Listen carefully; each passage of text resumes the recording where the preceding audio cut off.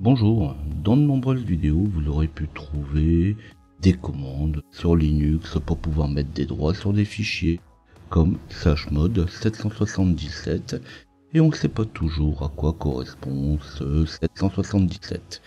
Et bien c'est ce qui va être vu dans cette vidéo. Donc dans un premier temps ce que je vais faire, je vais ouvrir un terminal puis me déplacer dans un dossier test que j'aurai créé spécialement pour ça.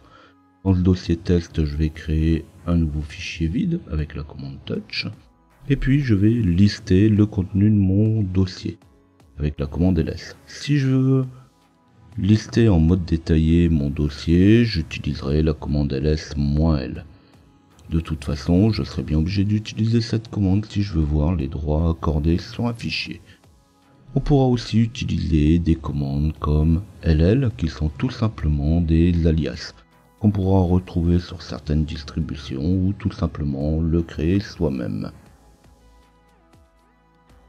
Alors on va retrouver les droits regroupés par paquet de 3, comme ici j'ai un RW et un tiré derrière, ou R avec 2 tirés derrière et un troisième R avec 2 tirés derrière. Les 3 premières lettres correspondent tout simplement au nom de l'utilisateur, le propriétaire du fichier. Le deuxième bloc de 3 correspond, lui, au groupe de l'utilisateur. Donc ici j'ai Loisel comme utilisateur et comme groupe d'utilisateurs Loisel. Et le troisième groupe, ce sera pour tous les autres utilisateurs. Il reste encore un paramètre dans ces paramètres et dans ces droits sur les fichiers, c'est le premier tiré. En fait, le premier tiré va correspondre, suivant les cas, on va le faire par exemple avec un dossier.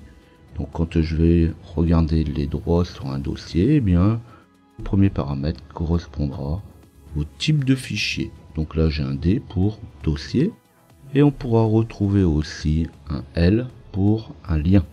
Donc là je vais faire un lien avec ln espace-s essai vers un nouvel essai, donc new essai. Et là on va voir que cette fois quand je vais faire mon ll, au lieu d'avoir un D ou un tiré, j'aurai un L à la place. Alors sur les liens, les droits sont toujours les mêmes, on a les pleins droits dessus, puisqu'en réalité il hérite du fichier propriétaire au-dessus. Donc là je vais ouvrir un deuxième terminal, dedans je vais prendre quelques petites notes justement pour pouvoir visualiser un petit peu de plus près ces droits qu'on va pouvoir mettre sur les fichiers.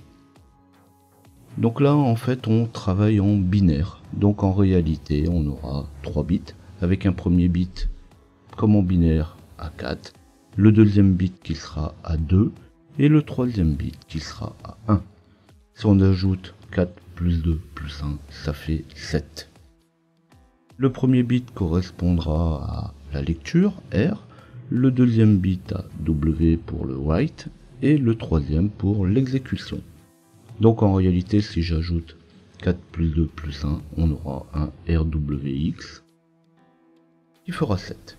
Donc maintenant, on va pouvoir changer les droits sur mes fichiers. Et on va voir que si je fais un mode chmod 111 sur mon fichier essai, je vais tout simplement avoir l'exécution sur mon fichier essai pour le propriétaire, le groupe du propriétaire et les autres. Si je fais cette fois un chmod 222 sur le fichier essai, j'aurai les droits en écriture pour l'utilisateur, le groupe et les autres. Et enfin, si je fais un 444, eh bien j'aurai les droits en lecture pour l'utilisateur, le groupe et les autres. Et maintenant il suffit plus de combiner tout ça. Donc maintenant quand je vais combiner ces différents chiffres, si je fais 4 plus 2 plus 1, ça fera 7, donc je vais pouvoir faire un chmod 7. Et si je mets 0, 0, je vais mettre tous les droits pour en RWX pour le propriétaire et je mettrai aucun droit sur le reste.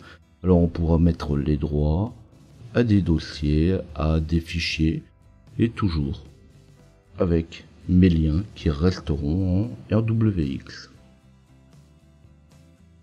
Donc là on voit qu'en faisant un chmod 700, j'ai mis le droit en lecture, écriture, exécution pour mon propriétaire et rien pour les utilisateurs.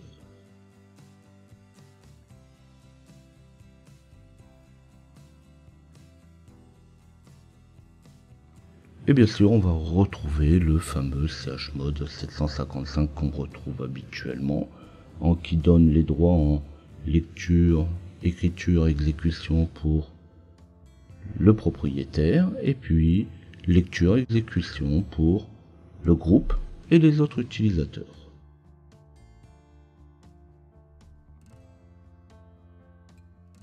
Maintenant, il vous suffit plus que d'appliquer ces mêmes choses. Si vous avez aimé la vidéo, vous n'oubliez pas de liker.